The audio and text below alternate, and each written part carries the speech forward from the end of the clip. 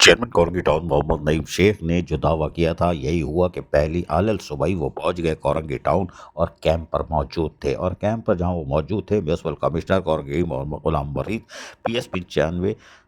के सदर और उसके साथ पीएस 125 के सदर कौसर अब्दी, फोकल पर्सन इरफान गनी और यूनियन कमेटी के chairman, vice chairman, ward councillors के हमरा ईद उल अजहा के पहले रोज़ कामों का खुद मुआयना करने कैंप पर मौजूद रहे। और यहाँ पर बैठकर उन्होंने डायरेक्टर सैनिटेशन यूनिट से तमाम तर तफसीलात भी हासिल की, जहाँ ब्रीफिंग दी। वहीं म्यूनसिपल कमिश्नर ने भी कुछ कलमात अदा करने की हर मुमकिन कोशिश की कि हम एक कंटीजेंसी प्लान के मुताबिक काम कर रहे हैं, जिस पर चेयरमैन मोहम्मद नईम शेख ने कहा कि अलियान कोरंगी टाउन को हर हाल में साफ़ सुथरा माहौल फराहम करना है, ये हमारी जिम्मेदारी है, इसके लिए कोई कोताही बर्दाश्त नहीं की जाएगी। कैंप जहां लगे हुए थे वहां पर यकीनी तौर पर उन्होंने फिर चीज़ें चेक करना शुरू की। ज़रा बताओ मियाँ, कितनी एलाइशें कहाँ से कौन सी यूसी से गाड़ियाँ उठा के ला रही हैं और गाड़ियों की तादाद कितनी है। गाड़ियों की तादाद देखने के बाद उन्होंने उस पर कितने सैनिटरी वर्कर्स यानी एलाइशें उठाने के लिए तैनात किए गए हैं उनका भी उन्होंने खुलकर जायज़ा लिया और फिर आने वाली एलाइशों की तफसीलात भी देखी जो यूनियन काउंसिल की सतह पर लाई जा रही हैं कलेक्शन पॉइंटों पर।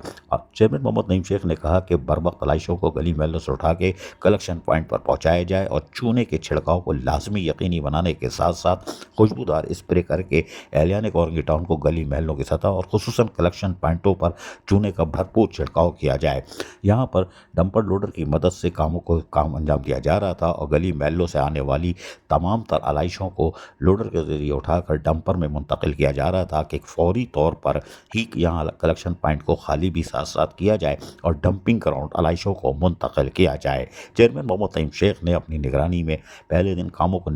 मुकम्मल कराते दिखाई दे रहे थे, जहाँ उनके साथ टाउन के अफसरान मौजूद थे। अजीज आरिफ, KBS बतियाती न्यूज़।